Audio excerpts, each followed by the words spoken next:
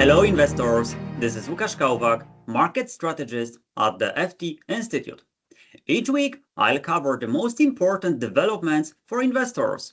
We will look at what happened and how it impacts the markets so you can make smarter, more informed investment decisions.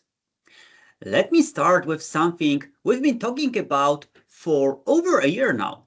Back in January 2025, my friend Chris Gallipo and I published a paper explaining why we believed the bull market was about to broaden.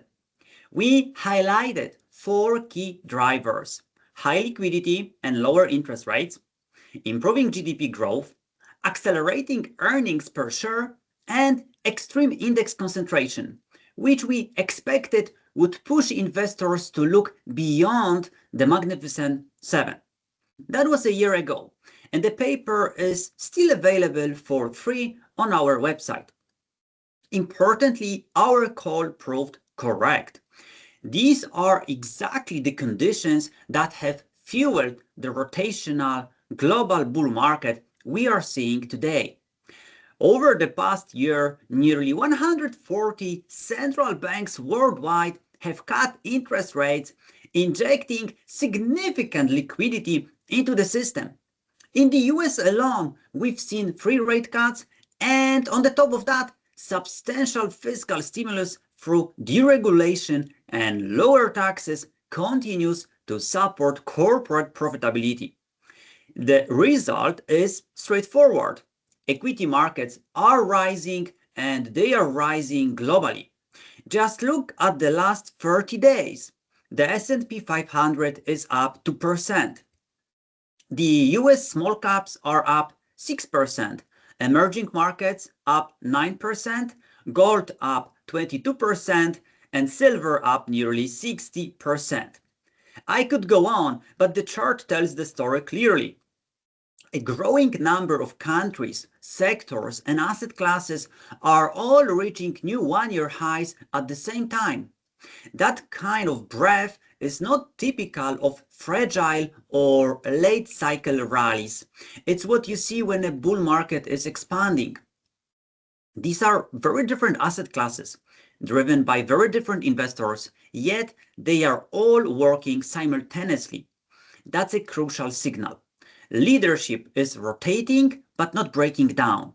Capital isn't leaving risk assets, it's being reallocated within them. Investors are rotating out of last year's winners and into new themes, new regions, and new sectors rather than heading for the exits. Does this mean there are no risks in the market? Well, no, there are risks, and some of them may actually be underappreciated. The stock market is ultimately a function of economic growth, earnings, and liquidity. What many investors forget is that equities are the fastest discounting mechanism on the planet. Stocks are exceptionally good at anticipating economic and earnings recoveries. They tend to rise the fastest when expectations are low and conditions are starting to improve. That's when upside surprises are most powerful. Today, however, we are in a very different environment. Economic and earnings expectations are already very strong, and historically, that combination has coincided with more moderate equity returns, typically around 5% per year. Another important factor this year is US midterm election cycle. This is year 2 of the 4-year presidential cycle, highlighted by the green bars on the chart. Historically, since the 1970s, equity markets during midterm years have tended to be roughly flat, while earnings growth has remained strong, averaging over 9%. So what is the key takeaway here? After 3 years of very strong double-digit equity returns, the 4th year of a bull market still offers meaningful opportunities, but they are increasingly driven by stock selection rather than broad beta.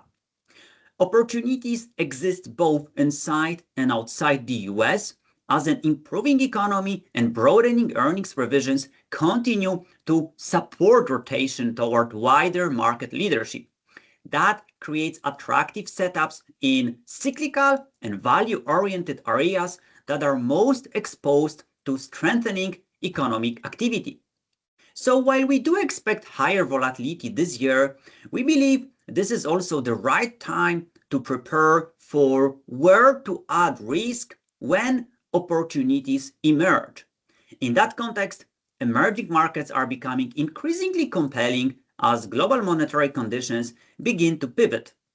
With interest rates in major developed economies expected to ease, EMs stand to benefit from lower local funding costs and more supportive currency dynamics. If you look at the chart and one-year forward earnings expectations, companies in emerging markets are projected to deliver stronger earnings growth than their counterparts in the US, Europe, or Japan. This reflects both improving macro momentum and a broad-based recovery in corporate profitability across key EM economies. We believe this combination of easier financial conditions, attractive valuations, and solid earnings growth potential creates a compelling entry point for investors seeking to diversify portfolios and gain exposure to renewed global growth.